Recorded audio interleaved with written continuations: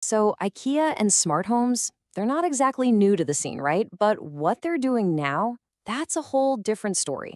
They've dropped a brand new lineup of sensors and remotes, and this time, it feels like they're trying to solve one of the biggest headaches in all of tech.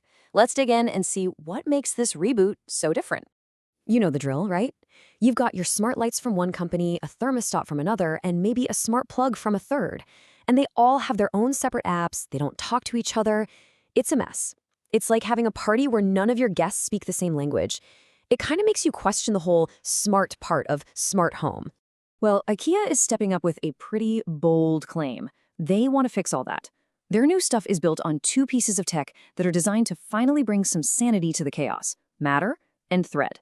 And trust me, these are more than just tech buzzwords. They're the foundation of a whole new way of thinking about our connected devices. So, before we even get to the cool gadgets, we really need to understand what's going on under the hood. Let's quickly break down the tech that makes this entire revolution possible. First up, we have Matter. The easiest way to think about this is like a universal translator for your smart home. For the first time ever, all the big players, we're talking Apple, Google, Amazon, you name it, have all agreed to use the same language. That means your IKEA sensor can now speak directly to your Philips Hue light bulb, no weird hubs or complicated workarounds needed. It just works. Okay, so if Matter is the language, then Thread is how they're all having the conversation. It's a brand new type of network built from the ground up specifically for these small, often battery-powered smart home gadgets. And here's why that's so important. Your Wi-Fi is like a fire hose. It's amazing for streaming 4K movies, but it absolutely demolishes batteries. Thread, on the other hand, is like a slow, steady drip. It uses an incredibly small amount of power, which is perfect for a little door sensor that needs to last for a year on a tiny battery. Plus, it's a mesh network. That means your devices talk to each other, passing the signal along, making the whole network stronger and more reliable. All you need is something called a Thread border router, but chances are you might already have one built into your new Apple TV or HomePod. All right, tech lesson over. Now for the really exciting part, the hardware. And this, my friends, is where IKEA is about to completely flip the smart home market on its head. Just take a look at this list. You've got your door sensors, motion sensors, leak detectors, remotes, bulbs, the works. But the thing that should make your jaw drop isn't what's on the list. It's the price next to it. We are talking €8 for a sensor, €5, £3 for a remote. This isn't just affordable, this is a whole new category of cheap. I have to stop here for a second. £3. Let that sink in. For a smart remote that connects directly into your Apple Home or Google Home ecosystem, this isn't just a good deal. It completely changes who can afford to build a smart home. Okay, I know what you're probably thinking. They're that cheap, they must be an absolute nightmare to set up, right? Well, you'd be wrong. In fact, it's the opposite. And get this, you don't even need an IKEA hub. Seriously, setting these up is this simple. You pop the batteries in, you open your favorite smart home app, like Apple Home, you scan the little Matter QR code on the back of the device, and that's it. You're done. As long as you have that Thread border router we mentioned, it just pairs directly. It's fast, it's simple, it's kind of magical. But here's the real killer feature. You never, ever have to download or open the IKEA Home Smart app. Not for setup, not for daily use, and get this, not even for firmware updates.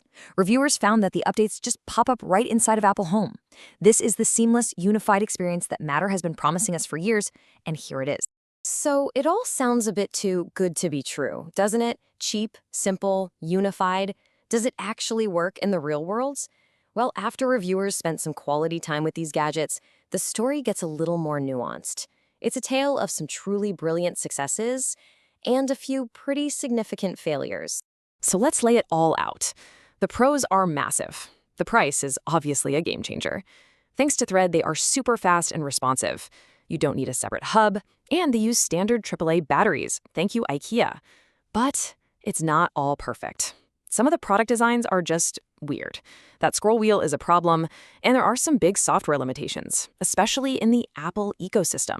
First, let's talk about the undisputed champion of this lineup, the 3-pound dual-button remote. This tiny little thing is an absolute revelation. In Apple Home, each of those two buttons supports a single press, a double press, and a long press. That's 6 different actions you can program from one dirt-cheap remote. It's incredible. And hey, you don't have to take my word for it. One reviewer from Apple Home Authority said it, quote, literally blows the competition out of the water. For £3, the performance and flexibility you get are just off the charts. And now, for the other side of the coin, the 4-pound scroll wheel remote. On paper, this thing sounds amazing, right? Finer control over your lights, smooth dimming. But in reality, it's a perfect example of how a great idea can be completely tanked by a terrible execution. There are 3 huge problems here.